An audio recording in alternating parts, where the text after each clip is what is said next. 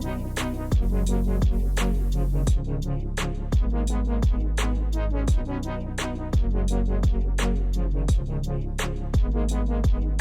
everyone. Welcome back to another episode of Passport to Perspectives. We are so happy to have you here with us today. And we have a new guest with us. Please introduce yourself. All right, so my name is Daiki. I've been living in Korea for the past 5 years. And I've been working as a software engineer. Wow. Yeah, so that's what I do here. Did your job bring you to Korea or did something else bring you to Korea? So I was working in Singapore. Okay. And then I was trying to change jobs. I had an offer there.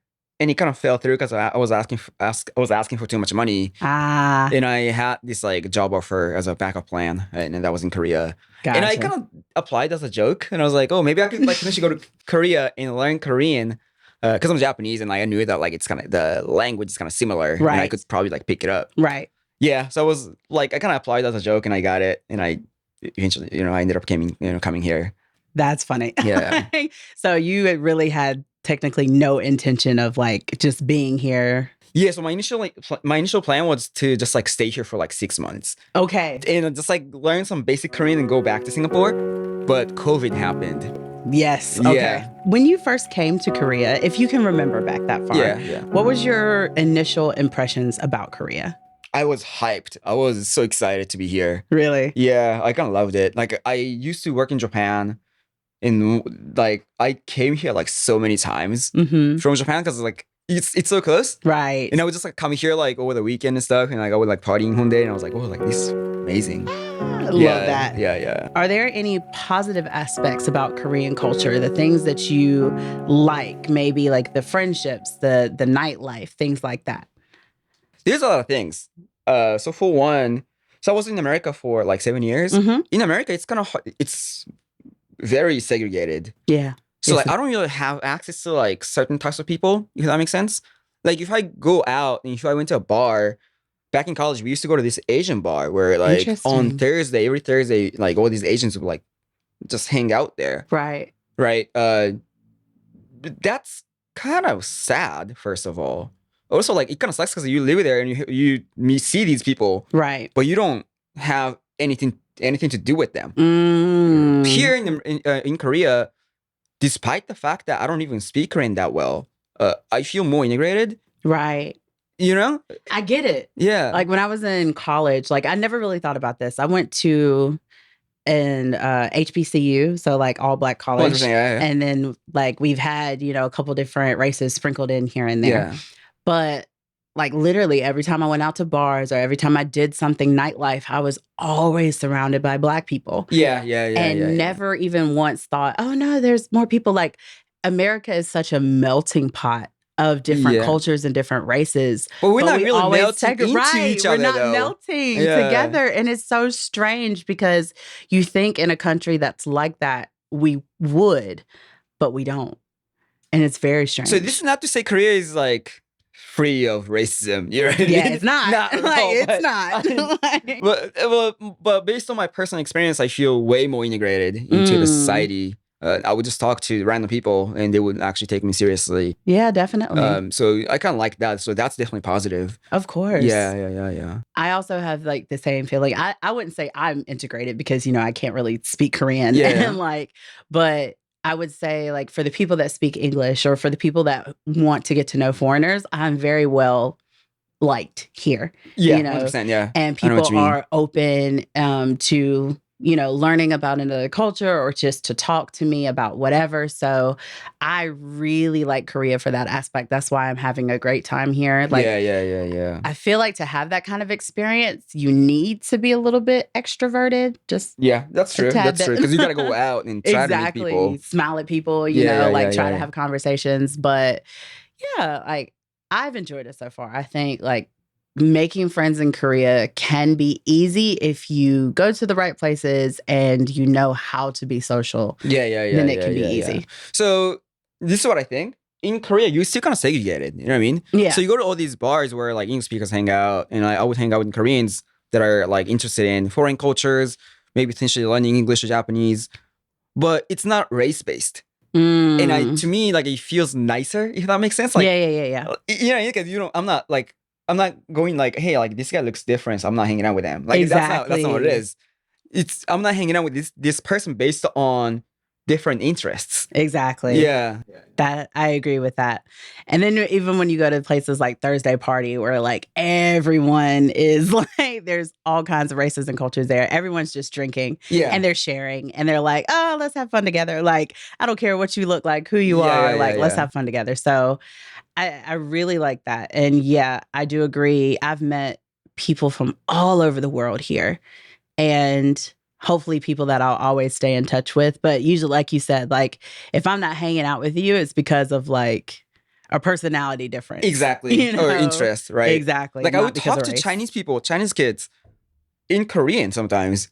Really? Yeah. Like, oh, this is kind of interesting. Like, because a lot of times they don't speak English at all. So yeah. That is interesting. I kind of like that too. I've met a lot of Chinese people here. There's a lot of Chinese, Japanese people here. I don't see... not too many Japanese though. There's a lot of Chinese people. Really? I've seen a lot of Japanese people. Oh, really? Mm. Oh. Did you go to school here? Did you go to school here? Mm-mm. Oh no. I've only been here for 2 years. I mean, yeah. And so, but when I'm on the subway, like I hear Japanese, like... Oh, so there's a lot of tourists, but they don't live here. Okay. Yeah. That I agree with. Yeah. But yeah, tourist-wise, there's a lot of like Chinese and Japanese people that I hear on a consistent basis. Yeah. There's a lot of them. Which is... I don't know if we should talk about this, but I'm going to do it anyways.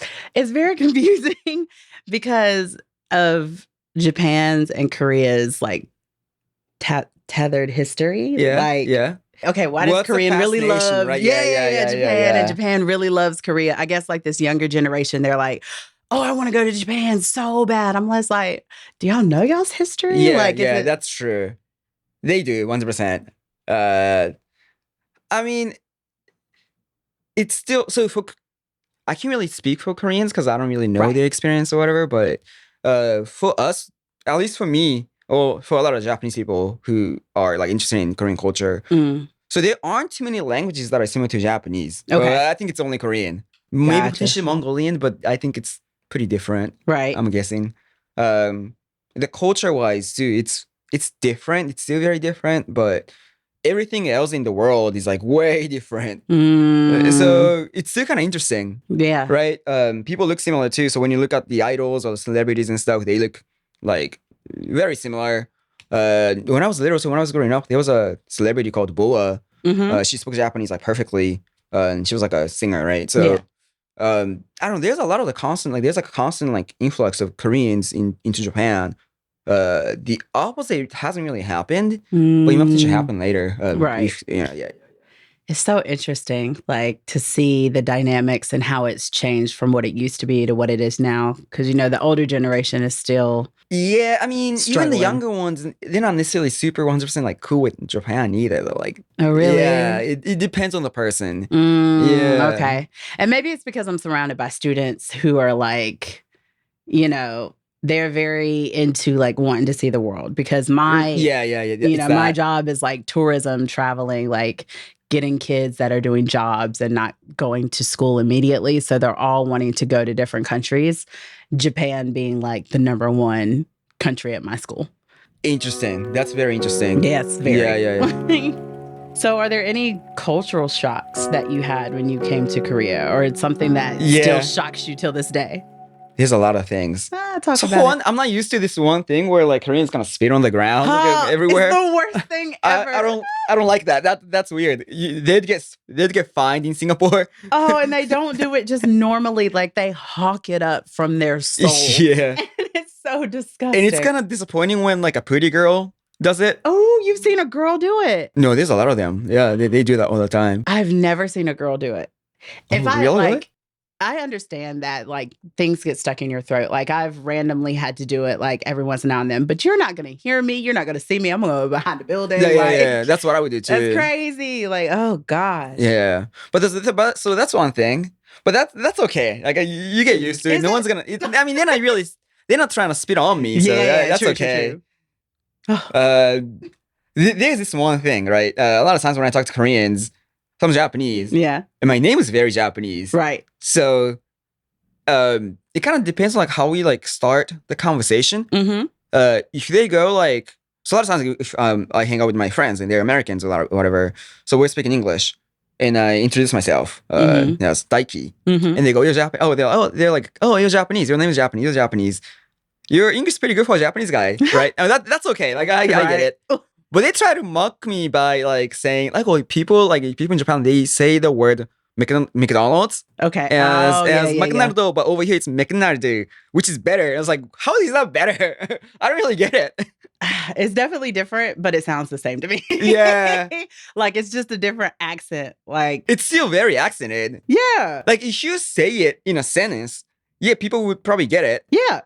But even if you said McDonald's, people might potentially get it too. Like it's still, I would get it. yeah. Like I don't know. It all sounds I mean, similar. it's still very accented. Like so they like they're picking on your accent, saying that theirs is better, and then yeah. But they don't speak English a lot of times, right? They don't. Yeah. So I'm like, what are you talking about? You don't speak English. So do you think Japanese people speak English better than Koreans, or Koreans speak better? Koreans speak way better English, 100%. Okay. Yeah. But it's crazy because they don't, like, even though they know how to, they're so afraid to because they're afraid of being judged and perceived. Yeah. So if you go to like particular, like very like specific communities, right? Like you go to Thursday party and stuff, people speak English. Sure, exactly. But everyone else, no, like no one, and which is fair. Like you don't have to speak English. You're in Korea, you just speak Korean. Like we need to learn Korean, right? That's what I think. For sure.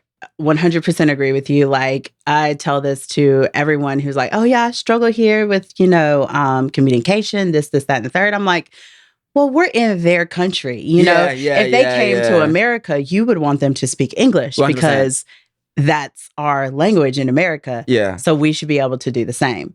And, so I know a little bit of Korean. I know enough of survival. I know enough to get by, have a very beginner conversation. But it is my goal. I didn't know how long I was going to be living here. Yeah. Right. I thought I'd be here for a year, head out to my next country. Yeah. I got comfortable. I know, same, exactly the same. So this year I actively, I'm going to try to take some online classes, and I want to actively learn the language because I think Korean is such a beautiful language. To me, it's so interesting because it's exactly like Japanese. Right. So I'm like, oh, wow, this is so crazy. Are there any foods here in Korea that like have your heart? Like you love it with a passion? So even when I was in LA, I used to eat Korean food like all the time. Okay. Because Japanese food tends to be really expensive. So what are your favorite foods? If you had to choose like top 3. Yeah, I don't know. I have no idea. Tenchanjjigae? Okay. Yeah. Nice. Wait, well, what's yours? Gabitang. Oh, okay. All right. Very big into soup. What else do I love? I love like Korean barbecue, of course. Like yeah, sure. And then recently, I've really been getting more into kimchi. So like the kimchi pancakes, the kimchi regular kimchi, those like white kimchi. So I'm really starting to appreciate Korean food more than I used to. So yeah. Yeah. So another thing, I'm not trying to just like America, right? I'm really not. But food in America kind of sucks. It does. It tastes good. I love American food. I go to like Travel Maker and like all the time. Yeah. I always do, but it's not healthy. No, it's right. you know what I mean? In Asia, like if you're in Japan or Korea or whatever, like you get like side dishes and stuff, and you get like you get vegetables, but like you don't just get like raw vegetables. Like it's cooked. Yeah. Right. But in America, you just get like steamed vegetables. It's so bad. No one's eating it. Like, what? When I tell you, in America, I hated vegetables. Like, I just thought I'm just not a vegetable girl. I would never eat vegetables. That was just wrong because they didn't know how to cook it. When I came here, I started eating all kinds of vegetables. Like, I used to hate onions. Like, I don't like. I would tell people, you will never catch me eating an onion. Yeah. But now I can't get enough of it because it's dipped in like the soy sauce, and I could eat it with like the Korean barbecue with the onions soaked in that like pickled soy sauce. Like I cannot get enough of it. So it's like, okay, it's just America. It's just the way they cook things. They don't know how. Back in college, I knew this one kid. He was from Compton. He grew up in this like neighborhood, right? And then in school, he would get like lunch, and one time he was like complaining because like he was saying that like the pizza ketchup or pizza sauce was approved as a vegetable. in America. Or like in LA. Yeah, that's what I think that's what he was saying. I never knew. And I was just like, what the like what? I don't think it is. Yeah. I don't know. Overall, like I don't. So I like American food, but I don't really eat American food thinking this is healthy. Good. And I would try to like avoid it as much as possible. That's what I like about Korea. Like I like their food. It's really good. It's good and it's healthier. Yes. Yeah. When I first came here, like I started eating the Korean food and I was walking, of course, because I didn't have my car. Yeah. Immediately lost like 20 pounds. Nice. Wow. Yeah. I was just like, oh, this is great. You know? Yeah. It was very hard to walk up these steps when I first got here. Dying. Literally dying. I mean, I was just dying today too. Though. Like, I'm not even like, you know. Okay, but this humidity is something different. The summers here in Korea is awful. Like, Korea has the craziest summers and winters. It's the extremes of both. And I cannot. I'm over it. Yeah. That's like the downside. I don't really care about the air quality, to be honest. Right. People complain about it all the time, but I don't really care. I can still breathe. Yeah, but the winter here is crazy. It's too much. Yeah. It's just too much. Let's go ahead and get into our game. All right. So this is called Mentally Stimulate Me. So do you want to go first? Do you want me to go first? All right. Okay, go ahead. What annoys you the most? Someone coughing without covering their mouth? Someone chewing with their mouth open, being asked questions while watching TV, bill collectors that call late at night like they know you personally. I know exactly which one bothers me the most. Oh, so I think yours is going to be C, talking while watching TV. No, it's not it. Oh, really? Okay. So which one do you think for me? Yours? A. A. Someone coughing without okay. And we'll flip over our cards. So 3, 2, 1. A. Obvious. No, this is obvious. This is obvious. No. Yeah, I should have said that. I was like, I didn't know for sure. It's so disgusting. Yeah, no, it's bad. If you were the opposite sex for a day, what's the first thing that you would do? Wait, what? I would go to a bar and like see how many like people would talk to me. Okay. To see if you could get hit on. Yeah. Nice. Because it's a very different world for guys. Like, you would have to like do something. Interesting, right? Yeah. What would I do? This is very boring. But like, because guys have higher metabolisms, you know, than girls do, when they start working out, they get like shredded quicker. Yeah. So I would want to see what like, you know, working out, how that feels, how strong I can be and get. Oh, true. Right? True. So I'm very curious about that. How much stamina I have as a guy. So it's so interesting. I never really thought about it. It's so obvious, but so I go to the gym all the time, right? So I lift weights. I'm tiny. I'm like 5'4", and I see girls that are like 5'5", 5'6", maybe potentially like 5'7", and they're only lifting like maybe like I don't know, like 60. Like, should they benching like more than like 30K? Right. For them, that's a lot. Yes. I'm benching like 100K, and I'm like, what is happening? But you're bigger than me. Wait, what? Oh, it's crazy. I don't understand it at all. Like when I don't know why women just aren't that strong. Like. No, it's just how it is, right? Like biologically speaking. I hate it. I want to be able to like, because like, I mean, I don't want to be like strong as in like muscles everywhere. Yeah. But like, I do want to be strong, like, because with women, sometimes it has to do with like, you know, protecting ourselves. Right. So if we're ever in a crazy situation, it's hard for us to get out of it because we're not strong. Yeah, it's so interesting. Yeah. So I would like to, you know what it's like to be that strong. And to wonder why it's like that though, like biologically speaking. Like why do women get the short end of the stick? Yeah, yeah. I don't know. But we're beautiful, so hey, I guess we got that end of the stick. Yeah, that's good. All right, your turn. All right. What tells you the most about a person? Favorite song, hometown, friend circle, social media account. Okay. I'm going to say C for you.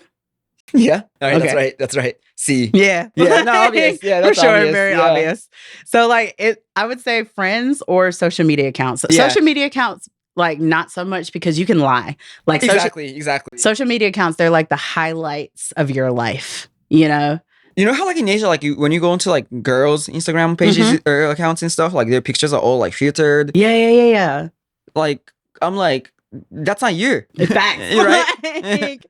See, I will never do that like on my social media account. You're going to get the full me and all of me. You'll get my full body, my face without makeup. Like you're getting all of me because I don't need you to meet me in person and be like, you lied.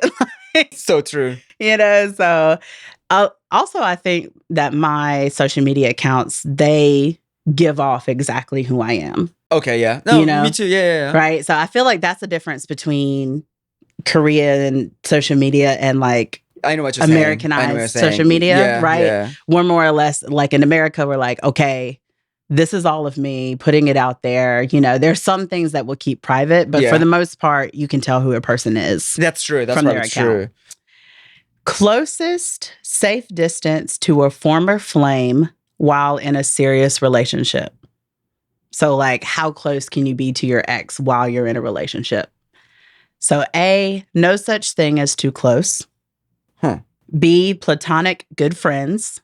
C, acquaintances who rarely speak. Or D, blocked calls, texts, and social media.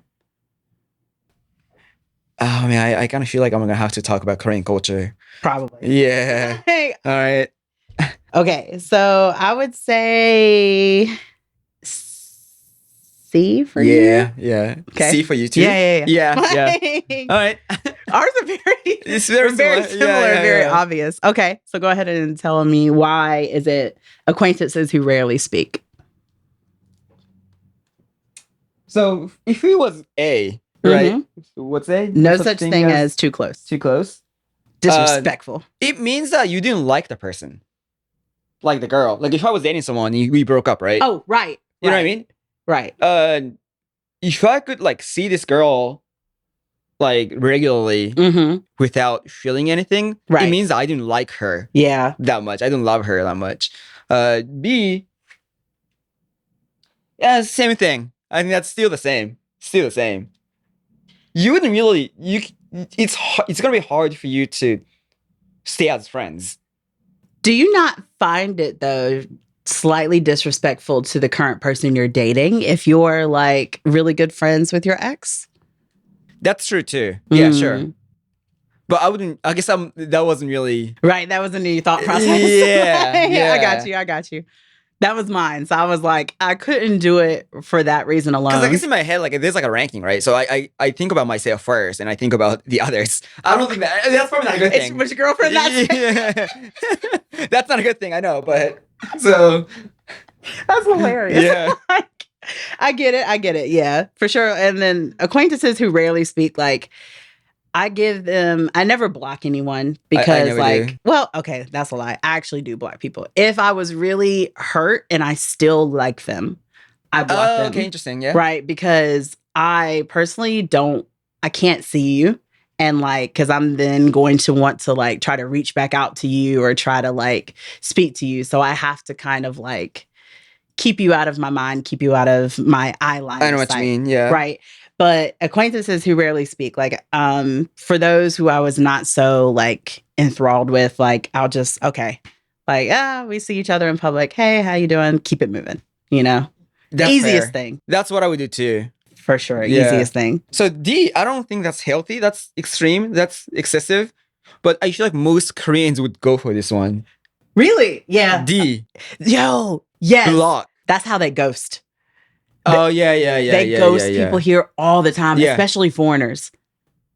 No, I think they do that to each other too. They do it. That's so terrible. Like, that's one of the worst feelings ever because you don't know why they're ghosting you. They just disappear into the night. Yeah. Oh, no, I'm pretty sure that's like really common. I hate that. Yeah. I hate it. That's why I'm very afraid to like, I'm afraid to date Asians in general. Yeah. I'm open to it and I want to. But I'm afraid because of the stereotypes that, we have as Black people. Oh. Or, like the ghosting. I fucking hate it. It's a thing. 100%. Like their dating culture is like super intense. And I don't know why. I hate it. Yeah. I'm so relaxed. And they're just like, they want texts. They want texts every moment of the day. Yeah. Like every 20 minutes. Yeah. No, I can't. I can't do it. That's another reason why I can't date over here, because that's a Korean thing though. I don't think other Asians do it. Okay. Yeah. Good to know. Yeah. Because one person got really mad at me because I didn't proactively like reach out to them. Yeah. And I'm just not good at that. Like I have other things that I'm doing. And I know what you mean. Like, and if I'm not messaging you every minute of the day, then they have a problem. I'm like, no, I can't do this. Yeah, because when you date, like over here, like first you wake up and you go like, hey, I just woke up, right? Like 2 minutes or so. And then immediately no. Yeah. And you when you go to the office, like when you go to work, you go, like you just keep texting. And you gotta report what you're doing to your, I don't get it. Have you been in a relationship where you had to do that? Yeah. How many times, or like every time? Yeah, every single time. Well, I just kind of do it because I know that it's expected. Right. Yeah, but I'm pretty sure it's the same for everyone. So have you dated any other foreigners, like, or besides Koreans? I only dated like Japanese girls and Korean girls, but I still see a huge difference between them. Would you be willing to date outside of those cultures? I guess so. Okay. But this is how, like, I'm pretty sure this is how, like, most Asian guys feel. We don't really have access to other races. What do you mean? So I'm not really talking about Korean guys, right? Because I guess Korean guys live in Korea, and when they see foreigners that are like interested in Korean culture. They want potentially want to learn Korean. Let's say I'm like in Singapore. Like maybe I used to work in Sydney as well, so I used to live in Sydney. I was talking to other Asian kids, and they were basically saying that as an Asian dude, we can only date Asians because no one else really would be interested in us. That's so sad. But your like sampling population is like based here though. Like you're solely talking to like foreigners living in Korea. You know what I mean? No. Oh, you talk to like people. Yes. Like, oh, interesting. Okay. Yeah. So and maybe that's just because me, but me and my friends, like, we're willing to talk to anyone here. Like I talk to okay, all right. Black military men. I talk to Japanese men. I talk to Korean men. I talk to men from France. Like, we're open and willing. But I think it's like you said, like there's a lot of men who they're not interested. So they don't even try. And is that true though? Like I really feel like that's probably true. It's like not. In America, like, are you sure? I'm 100% sure. Literally, like all of my friends and everyone that I've ever come in contact with said like they're open and willing to date anyone. But the thing is with women, like we want guys to come and talk to us. Like we're not pursuers. That's very interesting. Right. Yeah. And a lot of Asian men are very afraid. Like they're very, very afraid to talk to us. And like, I don't know if it's because they feel like they're going to get rejected or they just don't even want to try. But there are so many women out there who are open to talking to whatever man is confident enough to put himself out there. Very interesting. When it comes to your social life, do you have any challenges in your social life? Do you find it easy to socialize with locals here and to make friends? It's easy. For me, it's super easy. Good. But for me, it's extra easy because there's a lot of Koreans that are interested in Japanese culture. Right. They want to learn Japanese. Right. They might potentially speak really good Japanese. There's a lot of people that are like learning English, right? Mm-hmm. So I don't know. It's just really easy for me. Like That's cool. Easy for me to make friends. So do you have to address any like racial prejudice or like there's a lot of those. There's a lot of those. There's a lot of those. So tell me about a time where you had to like, overcome like preconceived notions of like Japanese people. So for one, I kind of mentioned the English thing, right? So people kind of try to mock me for being Japanese and trying to speak English or whatever. That's one thing.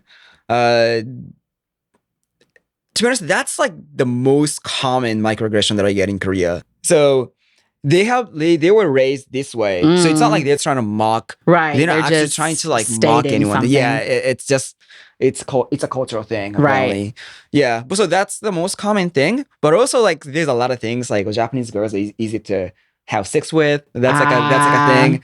They say that about Americans too. I know exactly. I think it's similar. What else? They say that Japanese people are very reserved, and we don't really express our emotions. So whatever we say cannot be trusted. Well, that's interesting. That's the first time I've heard that. That's a huge jump. Right. That's the first time I've heard that. Yeah. Yeah. Oh, I mean, so how they interpret it might potentially differ from person to person. Right. Right. So, but the severe like interpretation is that like Japanese people should not be trusted because we don't actually know what they're thinking in their head. Wow. Yeah. But a lot of people do say this. Is there any strategies that you have for building a network here or for attaining close friends or meeting new people? Like any strategies you have for people who are coming to live or work here or just visit? To be honest, the easiest like way to make friends is that just go to like one of these bars where like English speakers hang out, right? Yeah. I'm pretty sure you do that too sometimes, right? I used to. Yeah. Yeah, because it's probably the easiest way. Like you don't have to use an app. You just don't really have to go to like, well, you could go to like a school, right? So a lot of people go to Hokutan, like the language school, and that's where they make friends. That's probably the best way to make friends with I didn't do it. But otherwise, you can just go out in Honda and go to English-speaking bars. You can find them there, hit them up, try to slide in the DMs. Foreigners that are not Korean or Japanese, slide in the DMs.